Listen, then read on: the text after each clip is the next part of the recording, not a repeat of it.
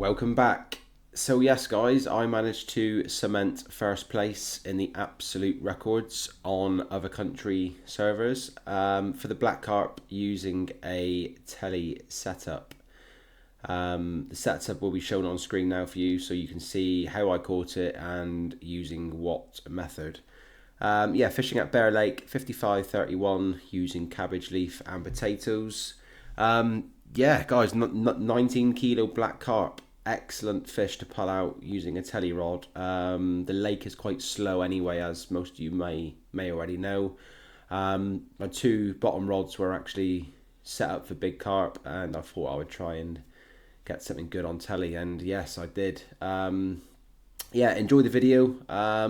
Please leave us a like and subscribe for more RF4 content. Thank you.